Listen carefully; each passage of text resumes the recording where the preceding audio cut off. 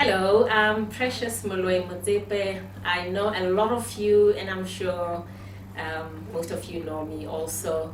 I'm so sorry I couldn't be here with you today.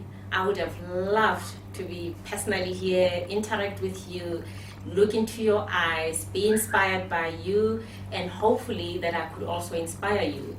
But I'm sure this is going to be a very successful conference at my university, my beloved Wits. So I hope that you have a blessed and a wonderful Women's Month. Okay, hello everybody. I'm interviewing Dr. Precious Moloi-Motsepe, and I'm hoping that you are enjoying the conference right now actually. Dr. Precious, could you just tell us more about your involvement in the AFI and the foundation and the clothing bank that we heard about earlier on? Yes, Kelebo, thank you so much for this opportunity. Well, my role at African Fashion International as the chairperson of the company is about vision. What is the vision of the company? What is our role in the fashion and clothing industry in South Africa, on the continent, and globally? So I set out the vision, we decide what we want to accomplish in the next 5 years, and then we sit down with my team and create a strategy as to how we're going to accomplish our vision.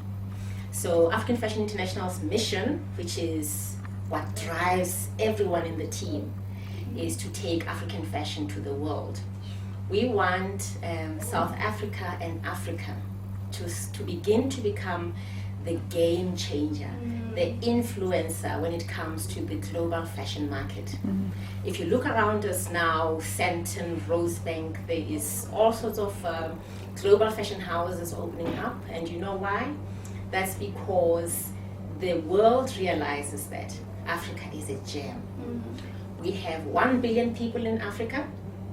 We have a young, growing population, and we have young, wonderful men and women who aspire to good things.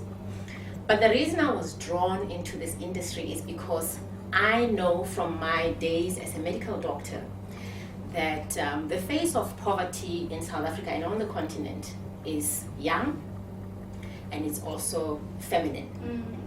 So I know how disease influences poverty, poverty influences disease. And I saw in this industry an opportunity to begin to create more work for women, because 80% of people that are employed in the fashion and clothing industry are women.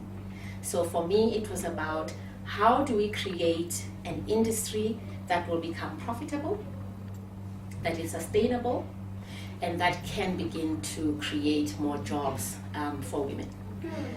So I have managed to combine my passion for women's health with my passion for fashion, and bring those two together. Okay, because I was about to ask you about the transition you took from being a medical practitioner into being, a fashion type, That is so sweet of you, but I haven't really left medicine as such. So what I have done is I've stopped clinical practice, but my love for women's health, I continue to pursue through the foundation, my family foundation, the Motsepe Foundation. And what we do in the foundation is pursue education, help with students going to high school, university, refurbishment of libraries in the township, and that's the education part. And when it comes to health, we also do a lot around educating women about their health, preventative health, breast cancer, and ladies, I hope you all do your annual checkups. It's very important. Checking for things like blood pressure, which are very silent diseases, and you might think you're young and you're not, you're not at risk. You are at risk. Checking for blood sugar, checking for cervical cancer, breast examinations. So those kind of things, we also make sure that women in rural communities who don't have access to information are able to have access to. Okay.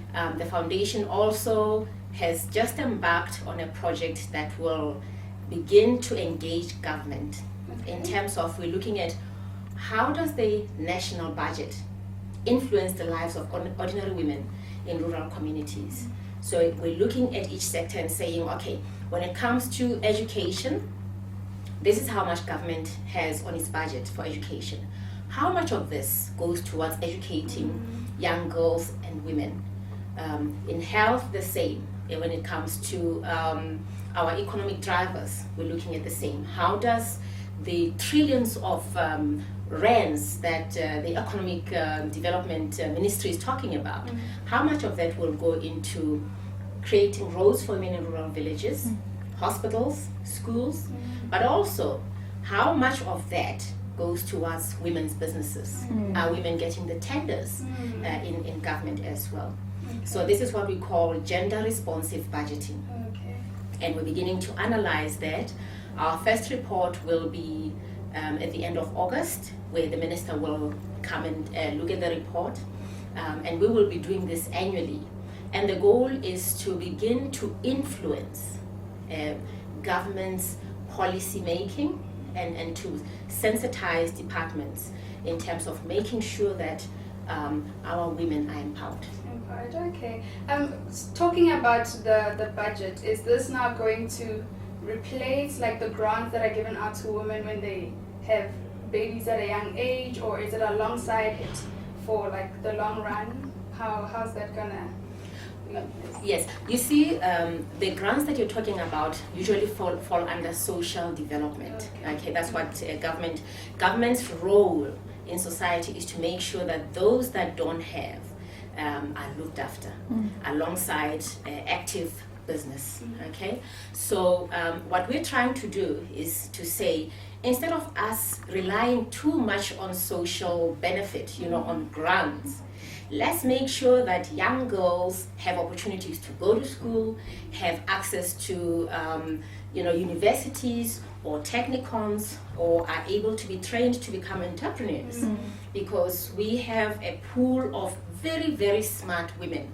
Some of them are sitting in our audience here today, who we should push them, get them into higher education. We want to see a growth of young women leadership, and by hopefully influencing the way the government sets out its budget, and we prioritize. We say education first, okay, and make sure that there is health so that women can be able to access family planning, because when you have less children, you're able to become productive, become a productive member of society. We're saying how do you make sure that we have enterprise development for women. So our aim with this gender responsive budgeting is to help and to influence government to begin to prioritize areas that are important in making sure that our young women and women in rural communities, and of course in town, are able to do it for themselves. Okay. Over the years, we've seen that women are more involved in high positions at work, and they're wonderful mothers. Yes. How do you balance the two? And I mean, the relationships that you've built over the years as well. How do you say, okay, I'm still precious, even though I'm in the public eye? I mean, I'm interviewed here and there. How do you still keep to yourself and say, these are the relationships I like in my life, these ones not so much? And how do you balance all those aspects of your life? I think it is important for you to be yourself. Don't try and be anybody else. You are at your best when you are yourself, because there is nobody else like you. And the talents that you have are unlike anybody else's. So the most important thing, I think, is just to be yourself. And to be yourself, you need to understand yourself. What is it that you like? What is it that? What are your values?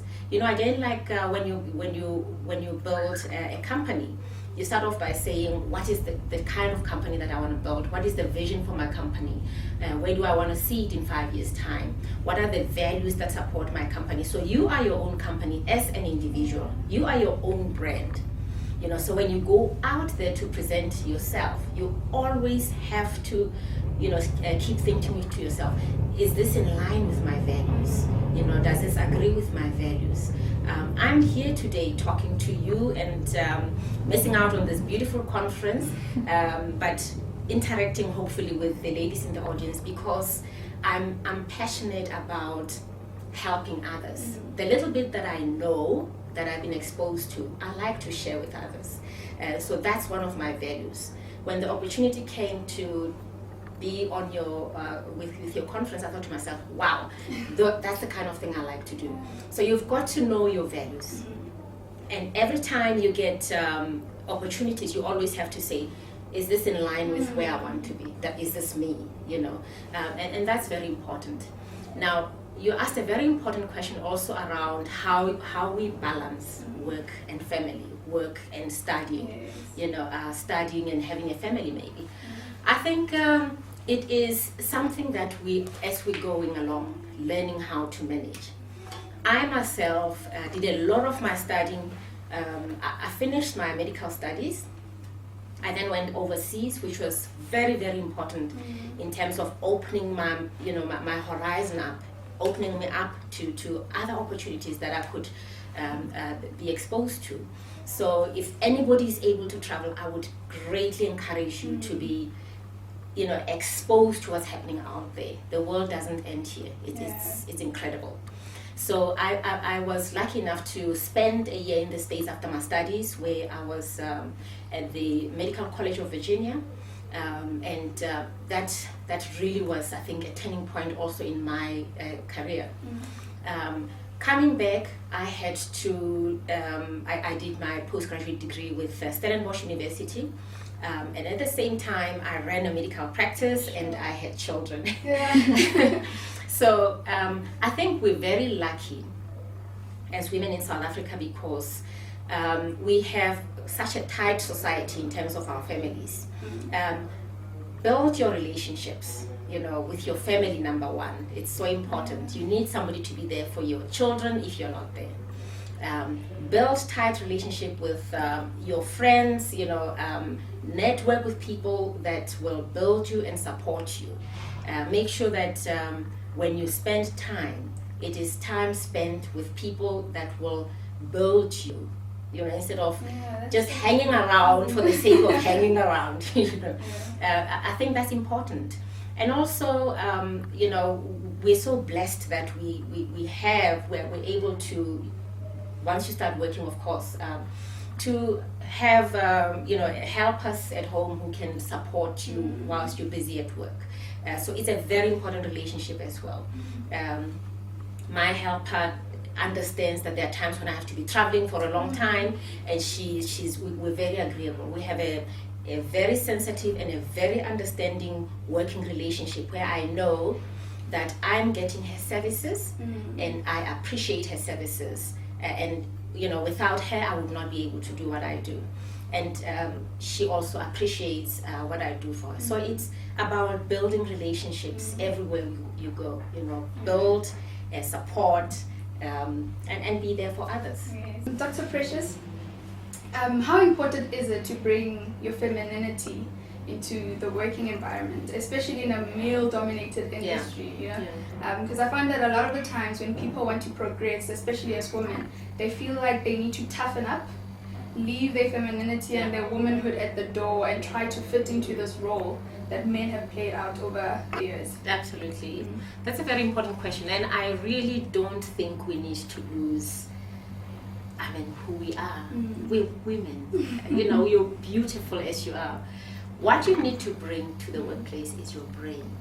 And don't forget that you bring your brain, and you also bring the other aspect of a working environment that men lack. So working together with men is both a challenge and satisfying. What we bring to the boardroom is the caring nature that women are. We're very caring by nature. We multitask. We're able to be patient, and we bring in empathy into the workplace. So those four things to me are crucial for a successful company. you know, and it is very silly for any company to leave out women in the workplace, because they are actually denying themselves all those qualities that women bring to the workplace, you know, the passion, the understanding, the empathy, and multitasking, and just being able to think differently, you know. So as a woman, when you join a male-dominated environment, don't try and claim, you know, male. It's so unlike us. Just be yourself. You will come across, you know, challenges where men sometimes who are not so progressive feel that you don't belong there. Don't feel intimidated. Use your brain and use your femininity. I mean, in a positive way. Bring those qualities of being feminine to the workplace. Don't try and hide them. And what has been the highlight of your career, whether it's in philanthropy, or is it even safe to differentiate the two between philanthropy and the African Fashion Institute? I don't think you can say to yourself, this is me and that is me, you know, try and separate yourself from any aspect of your work. For me, it's all one, you know. I'm Precious at home. That Precious at home, who's a mother, is the same one that you find at African Fashion International. It's the same one who's involved with philanthropy. It's the same person. So there is no start and stop, you know. It just flows.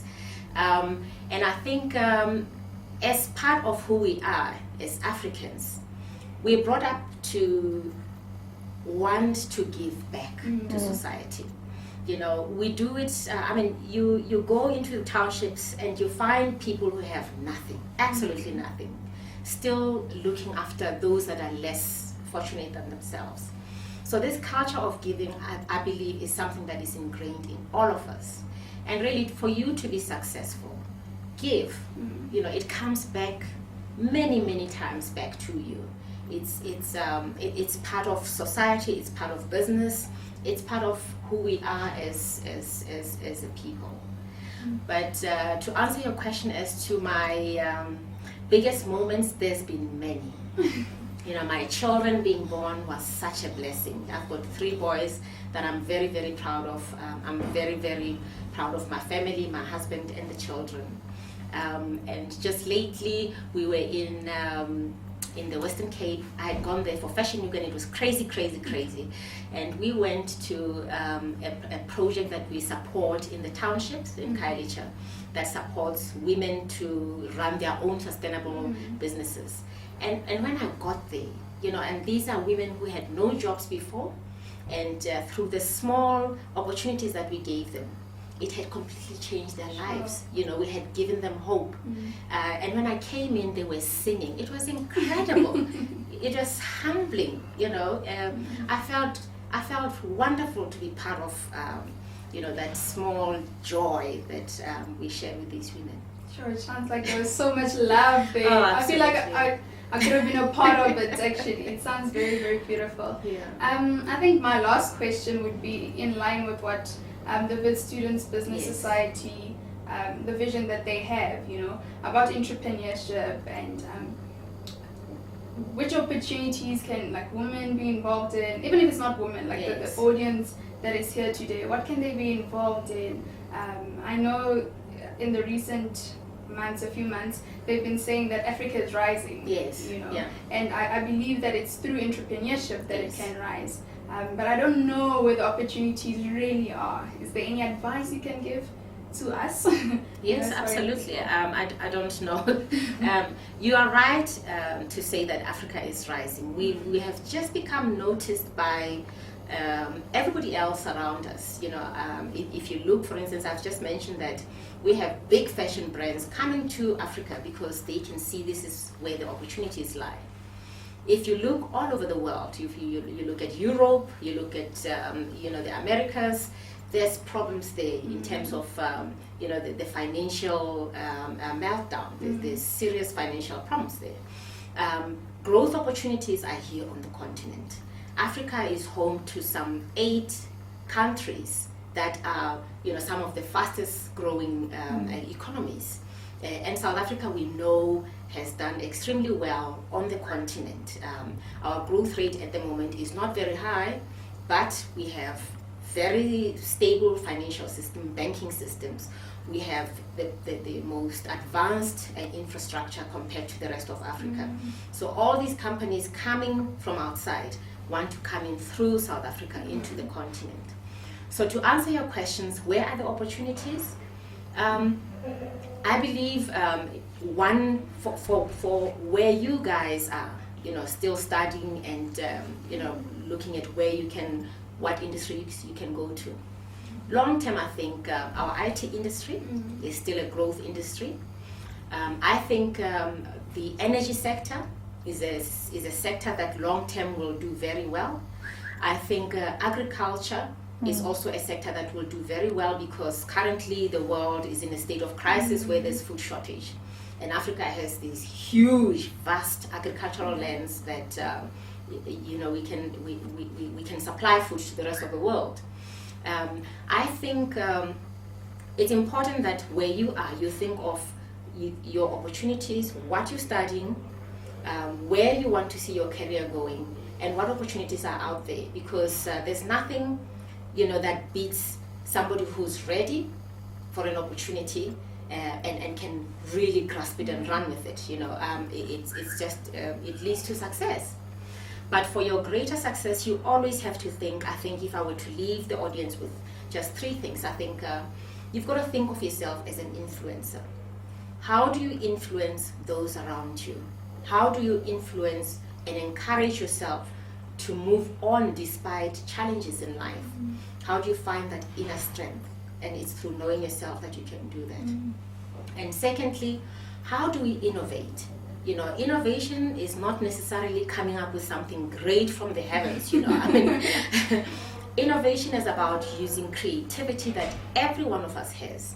Using creativity to change processes, to change the way your team works, to change organizations, to perform better. And it might be innovation as in creating new industries like Steve Jobs and Mark Zuckerberg have done. It might be about also looking at the way, from our perspective as African Fashion International, how do we innovate to be able to compete successfully in the very busy fashion arena. So you innovate to find your space and your niche market. And lastly, inspire others around you. Share your stories with each other, and that way you're inspirational to those around you, and you feel inspired yourself.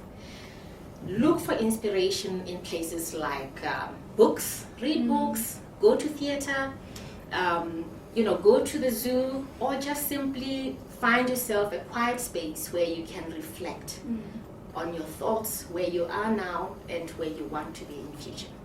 All right, thank you so much, Dr. Precious. Thank you. And I hope you enjoy your trip this coming weekend. Thank you, Kelebo. Right, thank you. Thank you.